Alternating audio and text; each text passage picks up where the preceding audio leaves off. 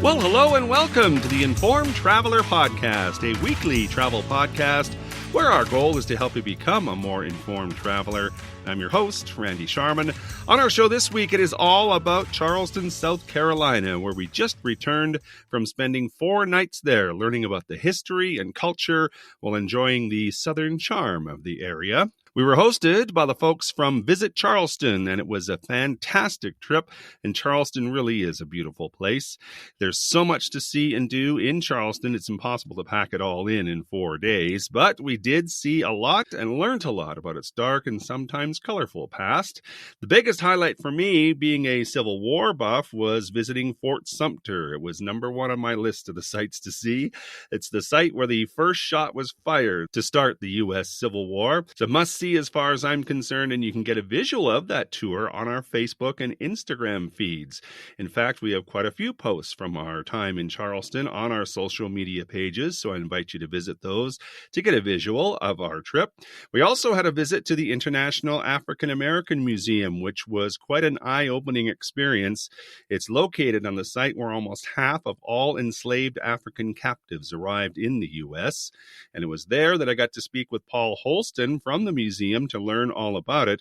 It truly is quite a museum, so we'll have that interview for you later in the podcast. We also joined Bulldog Tours for a fascinating walking tour through Charleston's historic streets, learning about the architecture and the stories that made Charleston what it is today. The founder of Bulldog Tours is John Laverne, so I got to chat with him as well about the tours they offer and learn more about Charleston, so we'll play that interview for you.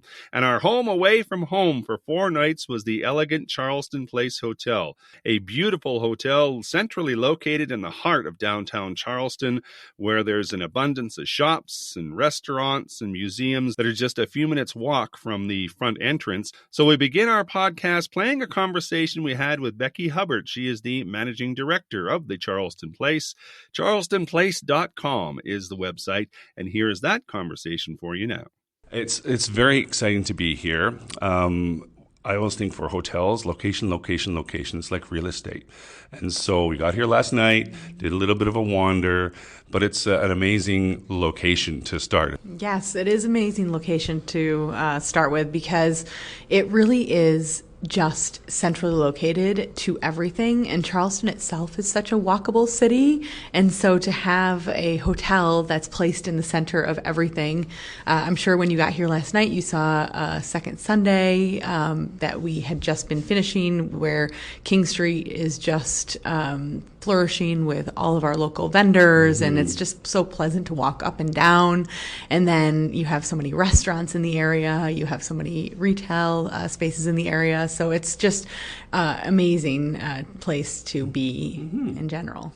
Well, it kind of reminds me of the Caribbean because the streets are narrow and you have all these shops along the way, and there's a few brand names out there. I've noticed a couple, but for the most part, it's small business. It is. A lot of small businesses, a lot of local retail. You can find really just some really great souvenirs that are so Charleston centered. And you can also, but you're right, you did see some brand names and more are coming. And there's more luxury retail coming to Charleston as well, which really will be, I'm sure, welcomed by the community because it just makes it that much more interesting and eclectic to shop, and you'll have a lot of choices. So okay, let's talk about Charleston Place now. Give me some background. How long has it been here? How did it get to be what it is today?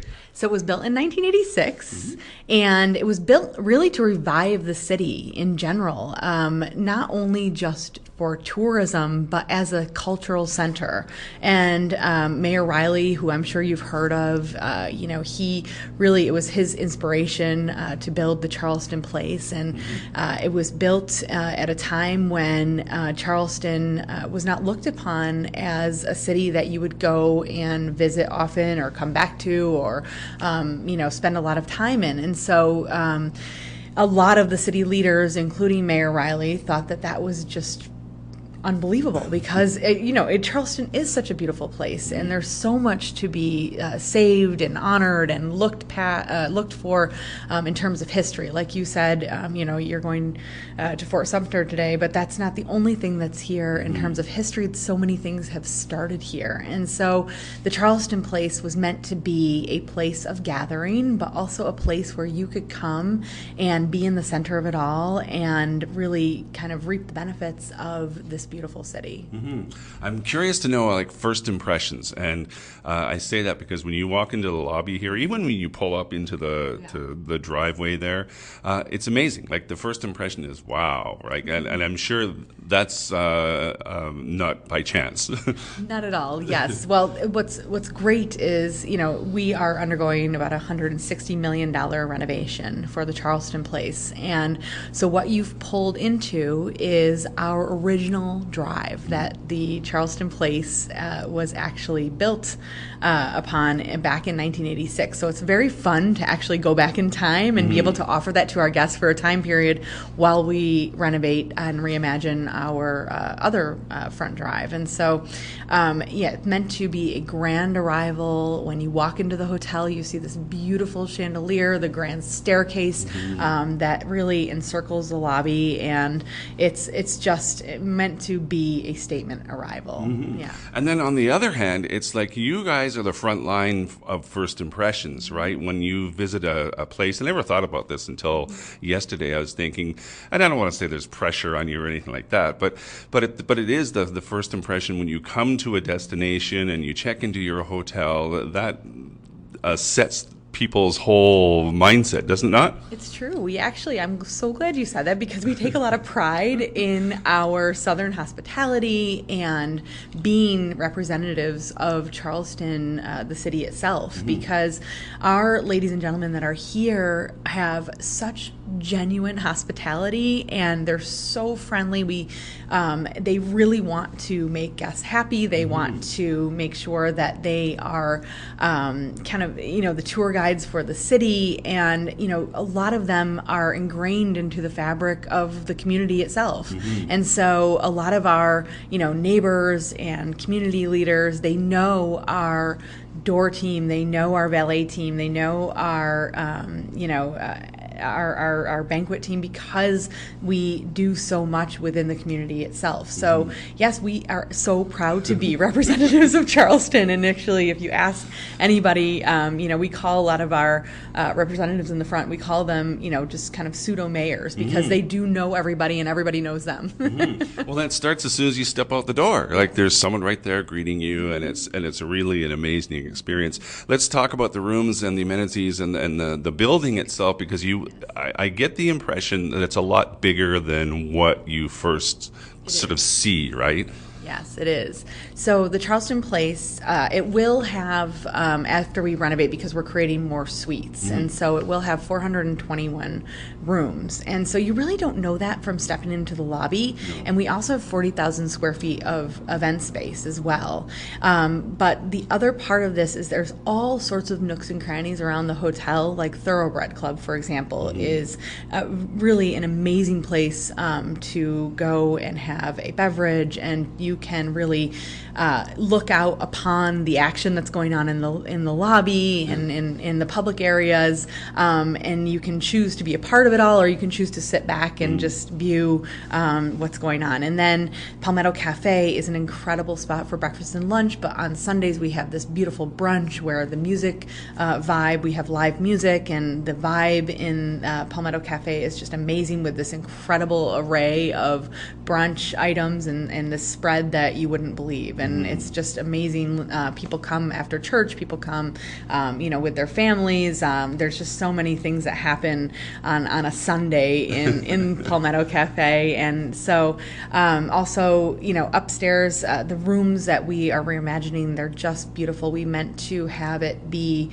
like you're in this beautiful European hotel room, but with that Charleston character still flowing throughout the room. So you you have the rattan furniture, you have these beautiful blue and cream hues, and then you still have those amazing Juliet balconies that overlook the city. So again, a place that you can participate in the city or you can watch from the side. So that's what we really want our guests to have a choice to do. Yeah. We're also reimagining our fourth floor pool and pool deck. We're building an incredible bar that will go on the rooftop, and so you can kind of overlook the townhomes that are in the city center, along with swimming in our indoor-outdoor pool as well. So lots going on in the rest of the Charleston Place as well. Well, yeah, it all sounds very exciting. You do have a spa here. I noticed that. A nice little fitness area, so that you have lots of things that people can use while they're here. Yes, so you can enjoy the spa, which is incredible. We're actually building an even bigger spa in the future, which will have 13 treatment rooms. That'll be on the first level of the hotel. But we are doing a lot of temporary places, but they're done in such a beautiful way. We've actually done the renovation before the renovation. We have an incredible club lounge that our guests can choose to participate in, and that serves breakfast and afternoon tea, and then cocktails in the evening. So it's a really nice place to be able to relax in between, touring Charleston and going out to dinner and experiencing all the great food that Charleston has to offer as well. But our fitness center is also being reimagined, but we do have an incredible temporary fitness center that you wouldn't know is temporary. And you're right. Yeah. I didn't know it was temporary. Yeah. And so as we go through this renovation, that's really been the theme, is to keep that renovation behind the scenes and let you still be able to experience Charleston Place and all of its glory, and not be interrupted by that as we look forward to the future. Nice. Well, you've done a good job. That I did not know that the fitness area was a temporary one. I can't imagine what the new one is going to look like. On your website, you have experiences, different things that people can do. Expand on that, please. So the best way to see the city, in my opinion, is to walk it. And so we have a lot of beautiful walking tours that we offer through our partners in the city and tour guides in the city. We also do a lot of events on our own in terms of just activating our spaces. So the holiday events that people now have come specifically to Charleston for, tree lighting ceremonies, snowfall. This year we're actually switching it up because we're building a new park right down the street called American Gardens. And in American Gardens, we're going to have this incredible 30-foot tree. We're going to have these beautiful little shopping spaces that you'll go and be able to walk through, and all of our food and beverage offerings. We're going to have incredible things for children and families, and so we're really bringing the holidays even more to the community, but even more to create a destination in Charleston as well. We have partners that we utilize for our food tours. So Charleston's such a food city, and you can go on a walking tour where you can experience little bits of all of the fine bakeries and restaurants and watering holes in Charleston if you like, and retail tours, and then garden tours. So a lot that goes on. We also have partnerships with Buxton Books, and where you can have a book butler and deliver something to your room if you're interested in just spending the afternoon reading in one of our beautiful spaces as well. So a lot to offer and a lot going on. Speaking of gardens, did you say snow? Yes. You get snow here? We make snow here. Just want to clarify that. Last year we did get snow, actually. I noticed that in the middle area there's a little garden and the area where you can gather outdoors here. Yes, so that's our Palmetto Courtyard, and we really wanted it to be a retreat from the city center as well. Like I said, there's just a lot of little spaces around the Charleston Place that you can go and enjoy, and that's what we want you to do. We want you to walk into those spaces. So in the Palmetto Cafe, we have a little fountain. It's very relaxing. You can sit on one of our outdoor sofas, and we do an amazing thing. We do these beautiful cocktails that are served in these beautiful glass structures, and you can sip them with your friends. So you can get one of these cocktails and share with 4 of your friends and sit and listen to the fountain and some music in the middle of the Palmetto Cafe and just enjoy the sunshine in your own little private area. Nice. Speaking of, like, you're talking about events and things, are you finding more and more guests are coming for events specific, or rather than just going to a destination and discovering kind of thing? Yes, I think, Charleston has become such a destination itself in terms of food and wine festival, in terms of Seaweed that happens in February. We call this, season in the fall and, in the starting from February on, and in the spring, it's our festival season where just everything is happening. And you could attend a festival about books. You could attend a festival for food and wine. You could attend a festival for, different homes in Charleston and going through and seeing, all of these historic homes. So, yes, I think people do come for events specifically. I think they also travel around food, and Charleston is such an incredible food destination. Yeah. And so, specifically they're coming. We have some very exciting things coming up. In our hotel specifically, we are partnering with Daniel Hume of 11 Madison Park. And so we are going to be opening up a pop-up restaurant with Daniel Hume in the Charleston, where the Charleston Grill space has been. And, starting October 2nd, we are so delighted to be able to open that new space, which is called Daniel Hume times Charleston Place. And so we're so excited to be able to offer even more food offerings to our guests and the community. Nice. Yeah. When is it going to be all done, or is it ever all done? Yeah, it will be done. Yes, so we in about 2027, we do expect the majority of the reimagination to be done. But really, as early as next year, a lot of our rooms will be fully renovated. Our pool will be reopened.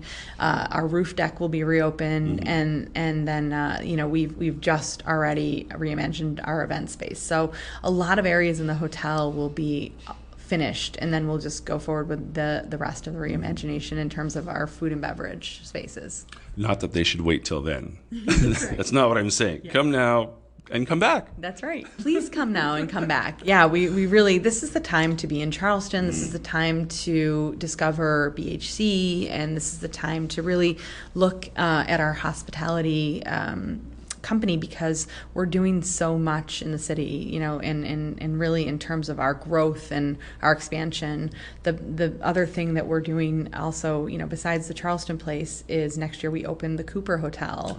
And so having that resort destination between Charleston Place and the Cooper, you'll really get to experience such an incredible part of the city. You'll get to experience the water and city center throughout our resort. Well, now I got to come back. Anything else you want to add?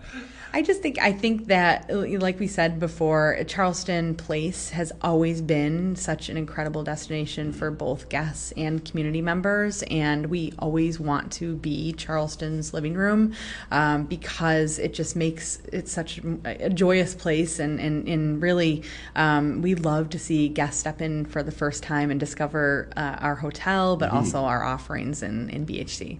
It's a good way to put it, Charleston's living room. I like that.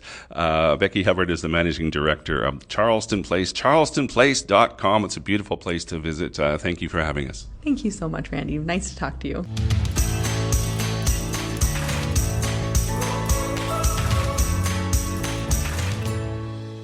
Well, as we mentioned from the top, our show this week is all about Charleston, South Carolina. And one of the things that stood out for me was how much the downtown area of Charleston reminded me of the Caribbean, with the colorful historic buildings and in particular the narrow streets. Many are one-way streets, and when you add in parking, there's room for just one lane, so it's a bit of a tight fit if you have a big vehicle. And there's even a few cobblestone streets. Also, while in Charleston, we had the privilege of visiting visiting the International African American Museum. It's a powerful space that shares the stories of Charleston's dark past and the struggles and triumphs of African Americans from the beginnings of slavery through the Civil War era, the Civil Rights Movement, right up to present day. It is an eye-opening experience, and after our tour of the museum, I sat down with Paul Holston, Marketing and Communications Manager for the International African American Museum, to talk about the exhibits, the history, and why the museum is such an important place. Thank you for having us and inviting us and letting us explore your amazing museum. Yeah, absolutely, and thank you for coming. It's a beautiful day today also for you guys to be able to come visit, so I'm glad and happy that you guys have had a chance to visit our museum today. Well, and we are sitting outside, and if you didn't know it, you wouldn't know that this is actually part of the museum too. You were talking to us before. This is a public area, so maybe just explain what's in front of us and what this area is before people actually enter the building. Yeah. So the International African American Museums consisted of 2 floors. Where we're sitting at right now is considered the ground floor, our African Ancestral Memorial Garden. So when you come, as you walk in, towards the museum, we do encourage that you take time to explore the African Memorial Garden. In case people didn't know, the International African American Museum is placed on the historic site of Gadsden's Wharf. Gadsden's Wharf is essentially one of the biggest slave trade ports from Charleston, where at least 40% of African Americans can trace their lineage coming into from the transatlantic slave trade. So where we're at literally is sacred ground. It took about 23 years in the making for this museum to come about. A lot of constituents from the city of Charleston and a lot of constituents across the nation sort of worked really hard to get this off ground. So when you come, the African Ancestral Memorial Garden has a couple of various landmarks, but the goal is essentially you want to sort of come in and sort of see, being that we're on a historical landmark, on how we sort of shift this African Ancestral Memorial Garden to a place of not only remembrance and reflection, but sort of shifting the narrative from both I will say acknowledging the tragedy of the history, but also learning the triumph and how far we've come since the transatlantic slave trade from the 1800s now until 2025. So in particular, one of my favorite areas that we have is called the Thai Tribute. If you go all the way on the East Yard, it's best way to describe it, it's an infinity pool, but it sort of shows a diagram of the sort of like the placement of slave ships, where slaves were essentially placed during their transit here. So we sort of have on the left hand side of the Thai Tribute departure, and we have on the right hand side the arrival. So on the left hand side of departure, you'll sort of see all the countries and areas where slaves sort of came through the transatlantic slave trade, and the arrivals, or they left, I'm sorry. Yes. And then on the right is sort of the arrivals of where they arrived, not only through North America, but also South America and the Caribbean as well. And if you don't also hear, maybe in the background, you also hear a poem by a famous poet, Maya Angelou. And we're sort of in the area to where, the best way I can describe it, there's a memorandum, a memorial, basically quoting Maya Angelou's Still I Rise poem. But in that space, there's a square in particular to where historically, where they actually sold off slaves here through auction. So at the time, it used to be a place where they would have slaves sort of held sort of in a bunker. And then when they would come up and bring them, they would essentially sell them. If you go behind the Still I Rise stone, you actually see some art that was created by our architect, Walter Hood. And essentially it's statues commemorating those slaves who were placed and sold off to slavery. And they also face to the east, which is remembering not only the tragedy, but also the triumph of where we are today. So I think that's important to acknowledge. It's not just a memorial sort of museum. It is the whole evolution of this is the way it was 400 years ago, give or take a few hundred years, and this is where we are now. We've come a long way, as you mentioned before, but there's still places to grow and things that still have to be overcome. Yeah, and like I said, when you go into the second floor, our actual museum, we have about 12 different types of exhibitions, and we also have a special exhibition gallery. In addition to that, we have a world-class Center for Family History Center, where folks who are interested in learning more about the genealogy and their ancestral background. We have world-class genealogists who are able to assist them.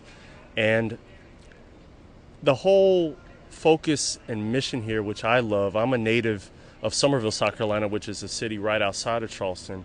But what stands out to me when as I work here, and especially on a marketing standpoint and sort of engaging with media and members, is just being able to share those untold stories that are not necessarily highlighted in the mainstream.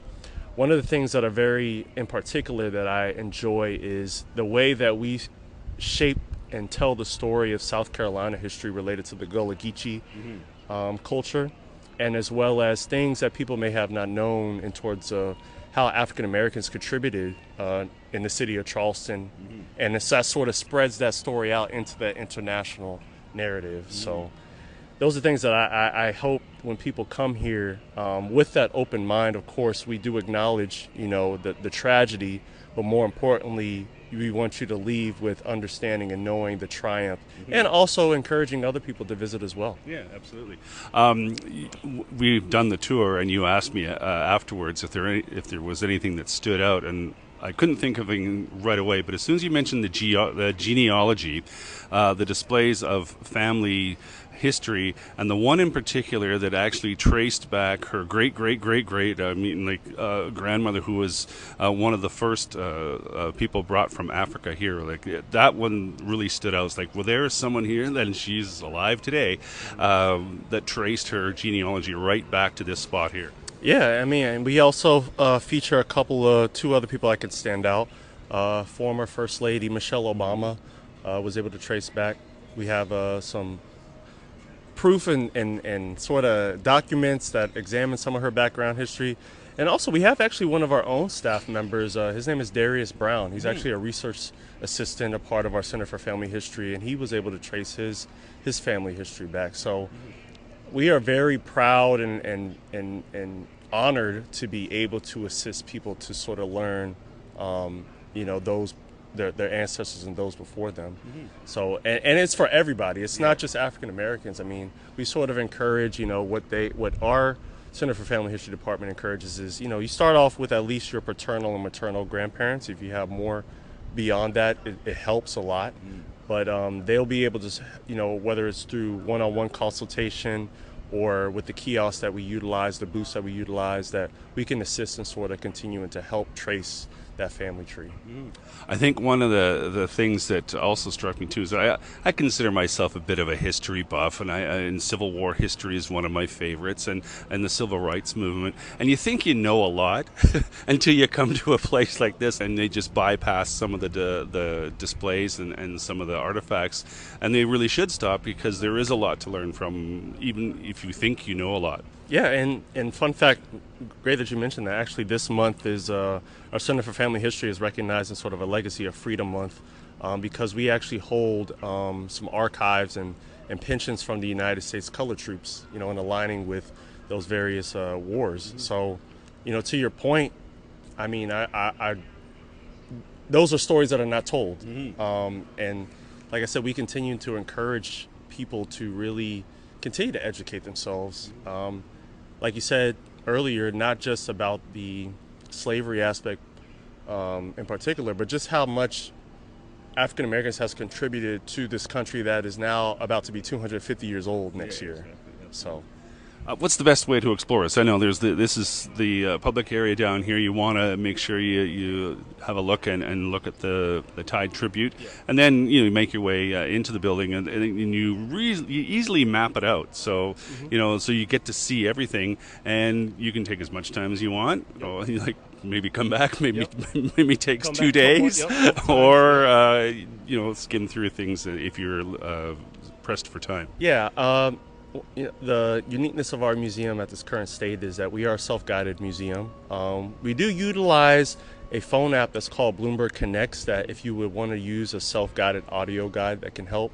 But we really heavily encourage people to really take intentional time in looking at each artifact, looking at each gallery, looking at each particular landmark. So that way they just take time to really digest it and not just read and pass off, because these are stories that are not really told in a national, in the mainstream aspect. And so we encourage people to start from the African Ancestral Memorial Garden. That sort of gives you some time to just reflect before you go in and sort of absorb all 12 galleries and the special exhibition and the Center for Family History Center as well. It's just a lot. I mean, it takes you maybe an average an hour and a half, maybe 2 hours if you wanted to get the need to know, but it'll take you a couple. I mean, we encourage you to come back, and because we also host programming in terms of community programming throughout the year. We host for educational aspect. We host field trips for K through 12 students, and we also do a lot of community engagement too. I'll say one of our biggest activations throughout the year is what we call Juneteenth on the Yard. And so last 2 years we have done basically a community block party to where this whole entire our first floor Ancestral Memorial Grounds becomes a place of community and a place of just supporting each other and just in recognition of Juneteenth, but also being able to align Charleston community and those who come from outside of Charleston to be able to just connect, be able to come to the museum. Normally those, a day like that, is free admission to the museum as well. So not only do you be able to engage with our staff, and we have special performances, we have vendors, we have food. It's just a great time. I think this year was, in the 2 years we've been here, that Juneteenth on the Yard, we had about over 4,000 people here. Wow. So this whole right now it's completely sort of quiet, but that day from our east yard to our west yard, it was just filled with smiling faces. So that's good. It seems to me that museums are continually evolving. You have new exhibits, things are coming up, and different events. And to your point about storytelling, I would imagine there's always a new story that comes up. Yeah, I would say throughout the year, especially when our curatorial team tries to seek new artifacts, there are things that are unique that we like to highlight and enhance that story, whether it's through a public program, whether it's through our special exhibition.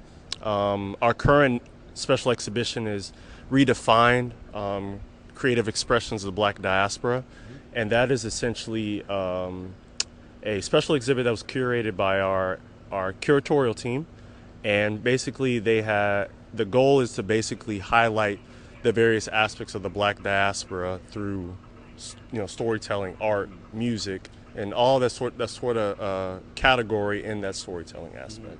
There are some museums you can go through and you just come away with a heavy feeling. You don't get that feeling here. I mean, there is a lot of heavy stuff that you can absorb, but at the end of the day, there's this positive outlook. At least that's what I get. Yeah.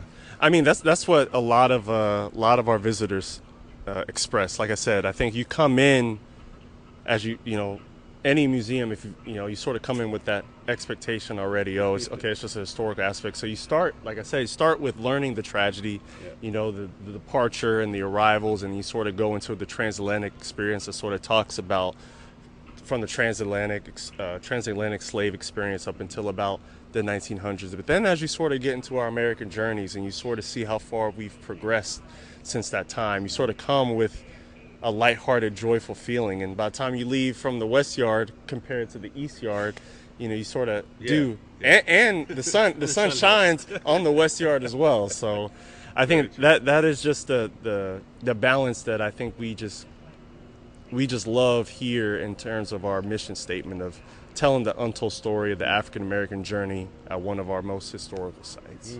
So. Absolutely. Anything you want to add? If you have never been to Charleston, please think and consider the International African American Museum as a go-to place to visit. Charleston has become, over the last decade, maybe 20 years, one of the top 10 places of tourism. And with us being here only 2 years, we just only we crossed our second anniversary in June of 2023, but we encourage and desire people to have the International African American Museum as a go-to place on their list when they're touring and visiting Charleston. So if you want to learn more about us, please visit at iaamuseum.org, iaamuseum.org. And we look forward to having you here. I'm glad you said that because I would have mixed that all up. Paul Holston is the Marketing and Communications Manager for the International African American Museum. I do thank you for inviting us. I really thoroughly enjoyed our visit. Thank you. Yes, and we're so glad that you and your wife was able to visit. So please come back again.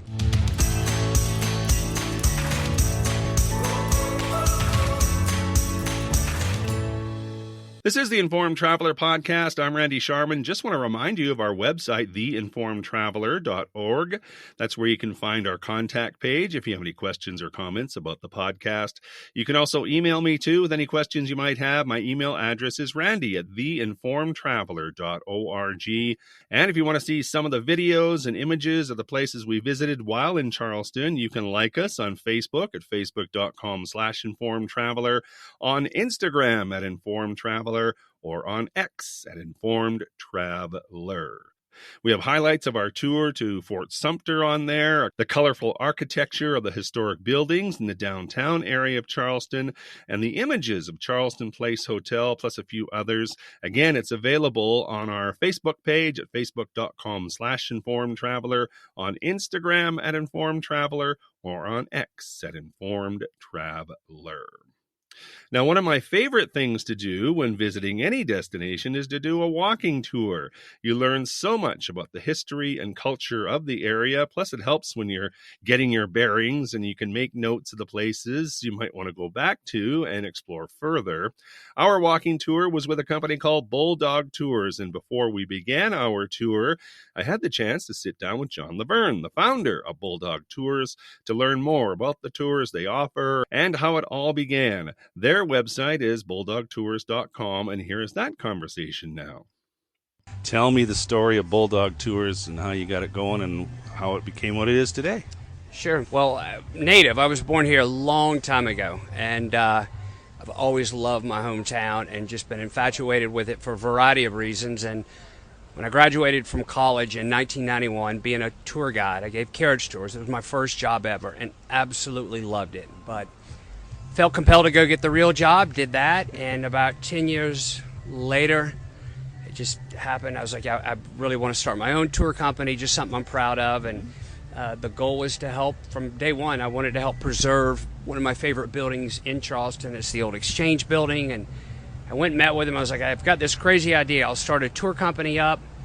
I'll give you a third of the proceeds. I just want to help raise money for preservation. I have no idea if this will work. I've never owned or operated a company that by myself, but we'll give it a shot. And fast forward 24 years later, we've raised millions of dollars to help preserve that building, and we've made similar partnerships with other historical landmarks in town. And it's kind of our business model of sustainable tourism, and I think we're right at about $7 million that we've helped raise to preserve these local landmarks. And love what we do. We do a variety of history, food, ghosts, cocktail tours. We do some custom stuff for different corporate groups, and we have a very fun job that we take really seriously and love showcasing my hometown. Well, it sounds like I can tell in your voice. And the preservation part, that's a big part of it, isn't it? And I guess you could say you were sustainable before sustainable became cool. Perhaps, and I didn't even know that term when I started this. I just thought that I was doing the right thing and kind of doing something neat. I wasn't in this for the money. I really never have been. Had a really good job when I started all this up, and I was like, I don't care if this thing makes money or loses money.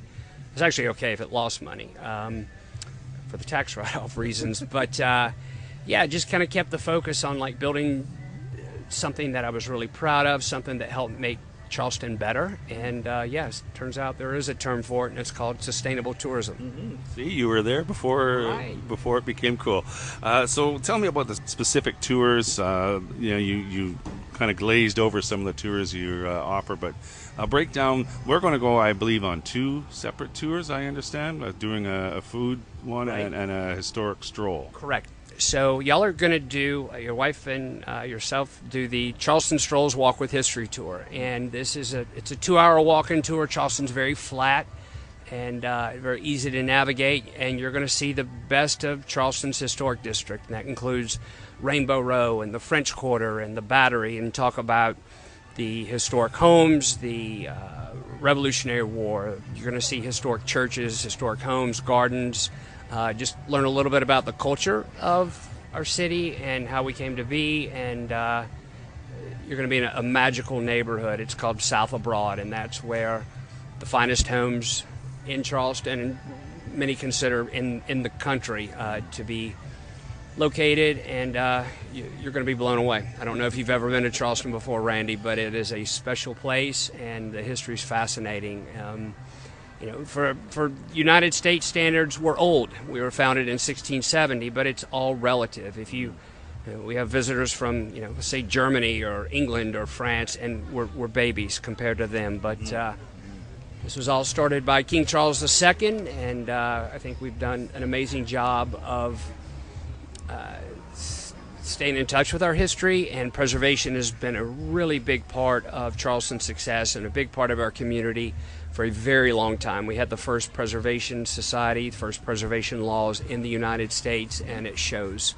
So you're going to do this tour today, and then at some point on your visit you're going to do a food tour, which was actually one of the first food tour operators in the country. They had just kind of started up. There was a handful of food tours. I was like, if there's any food story that needs to be told in the United States, it's Charleston, and it's because we have a very unique story, a very unique flavor, a very unique cuisine. It's called Low Country cuisine, and kind of the synopsis is the enslaved Africans that were here, they took the food and the recipes and the passion for foods from the British settlers, from the French Huguenots, from the Irish and the Scottish, and people from all over the world, and took the recipes and the ingredients and the food passion from the Native Americans, and they kind of blended it all together and came up with what we know as Low Country cuisine today. And I thought it was a very important story to tell, and we have amazing restaurants in town. Charleston, pretty warm climate, so we can grow stuff here almost year-round, and you can taste that in the food that we eat. There's a good chance that the vegetables on your plate were probably in the ground just a few days prior, and we're located right on the Atlantic Ocean, so we've got the waterways, we've got creeks and rivers and Charleston Harbor and the Atlantic Ocean, so access to incredible seafood, so it's very fresh. And then a lot of local restaurants, they partner with local regional farms to provide, fresh poultry and beef and everything else that goes into making our dishes magical. But yeah, you're going to eat a lot while you're in town, but the good news, Randy, is you walk a lot. You're going to walk a lot, right? So it's actually a calorie deficit, so you're going to go home and be very surprised that, wow, you came back healthier than you before you came here. So, right. You talk about storytelling. It seems to me that what makes a tour is the guide and the stories that they tell. So tell me a bit about who you have taking people on their tours. Sure, that's a great question. Charleston, we've always prided ourselves in having amazing tour guides. In fact, for the longest period of time, we're one of the first cities, or maybe the first city that had required a license. You had to have a license to be a tour guide. It was the hardest tour guide test in America. Hands down the hardest test I've ever taken in my life. Did you pass the first time? I did pass the first time. And it's funny because I'm not a hyper academic person, but our history is pretty tangible. You can read about a house and the architecture, whatever stories are behind it, and you can stand right in front of where it all happened. And it just really clicked with my brain, and I'm more of a visual learner. And so I was fascinated with Charleston history. I never really aced my history exams in college, but when it came to Charleston history, it was easy for me to understand, and then I would rely on friends and family members like, hey, do y'all know the story about whatever house or whatever person, and got lots of great insight. But the powers to be declared a few years ago that we can no longer require tour guide licensing, but that program still exists, and we do require our tour guides at Bulldog Tours to be licensed. We have quite a few, many of them experts in whatever subject matter, whether it's gardens or Civil War, Revolutionary War, architecture, what have you. Again, we have a very fun job that we take seriously. Bulldog Tours, we probably spend more money and time on training than any tour company in town. We want our guides to be the very best, and I know your tour guide today is Nancy Smalls. She has been a tour guide for decades in this town, and she could easily write an encyclopedia about Charleston, so y'all are in for a treat. Is your first tour that you ever did when you first started the company, is it still the same tour? Or what I'm trying to say, have you managed to keep certain tours because they're popular? Absolutely. The first tour I ever did was actually on a horse and carriage, but it was the stories that I told that very day. It would have been in June of 1991. Are still some of the same stories that I tell today. And this tour here, I love the history and the food tours. Ghost tours are entertaining to me. I've never been a huge ghost person, although I love ghost stories. I love getting kids excited because it's a blend of history and a blend of spooky as well, and this time of year is kind of fun because Halloween and everything, so we certainly do a lot of kids and families on the spooky ghost tours, but they're very entertaining, and we take folks to places that we're pretty positive are legitimately haunted. We have access to a pre-revolutionary dungeon, we have access to the oldest graveyard in Charleston, we have access to the old city jail, which house some of Charleston's most infamous criminals. And then we also do tours at the USS Yorktown. It's a World War II aircraft carrier out in our harbor at Patriots Point, and that place, the ship is fascinating, and it's filled with very compelling stories that will make, I don't care if you're a skeptic, many folks come on the tour like, ghost is just, whatever, but they leave thinking, oh my God, that was very thought-provoking, yeah. I guess that over time, have you found new stories that you didn't know 20 years ago? I guess it's always an evolving thing, isn't it? That's a great question. It really is evolving, and history's in the past, obviously, but there's always people gain insight. There'll be a book that none of us had discovered that somebody will find in an old library or their aunt's basement or something like that, and like, wow, we never knew this fact about whatever the house, the landmark, the building is. So it's kind of always evolving, and I'm as excited about Charleston history and food and ghosts today as I was 30 years ago. It just, Charleston gets better and better. The food here is second to none. The gardens are spectacular. It's very well preserved, and one thing I love about it is the scale of Charleston. You can just park your car here if you bring a car, and you get out and walk wherever you want to go. Walk to the restaurants, walk to the museum homes, to the art galleries, to the, where you're going to lunch, breakfast, your hotel, and that makes for kind of a neat experience. Do you have a favorite spot or a favorite story? And I know we're probably short for time because our tour's almost leaving, but... That's a great question. It kind of changes day by day. When I was young, I loved all the kind of true crime and the gritty stories about Charleston during Prohibition and all that stuff, and then I don't know, there was a period of my life where I loved the gardens and just kind of submerged myself into learning everything about all the landscape architects that helped make Charleston Gardens what they are today. And then there was a period where I loved the architecture. There's something new every day. I walk the same streets day after day, year after year, and it seems like I'm always noticing a detail that, like, wow, I didn't know that existed. As far as one single story, no, I kind of just get lost in, and this sounds hokey coming from a tour guide, but just really the the magic, the charm, the uniqueness of Charleston. When you walk these streets and these alleyways, you can sense that the historical weight that surrounds you. You know that these houses had been, many of them, some of the same families that have been there for 8, 9 generations at this point. They're still living in the same houses as their forefathers did. And then the role that Charleston had in our country's history, whether the first shots of the Civil War, or, one of the first major victories of the Revolutionary War was all here. And knowing that, wow, these are where some of our, textbook heroes, George Washington, he walked these streets, or Francis Marion, the founder of guerrilla warfare, who was, they've made movies and TV shows about that guy. And just to be surrounded by history and beauty and just ever-changing landscapes, I feel very fortunate to do what I do. Mm-hmm. John Laverne is the founder, boss man of Bulldog Tours. You can find all their tours on their website, bulldogtours.com. I do appreciate your time. Anything you want to add? Randy, I appreciate you and your wife coming to visit us. I know y'all came a long way from here, but just glad that you ended up in Charleston, and hope you come back. And that is our show for this week, featuring our time in Charleston, South Carolina. It's a beautiful area of the southern U.S. We want to say thanks to Visit Charleston for all their help in organizing our visit. Thanks also to the friendly staff of the Charleston Place Hotel for hosting us. We had an amazing time.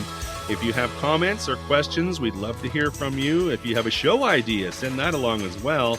My email address is randy@theinformedtraveler.org. And if you like what you heard, tell a friend.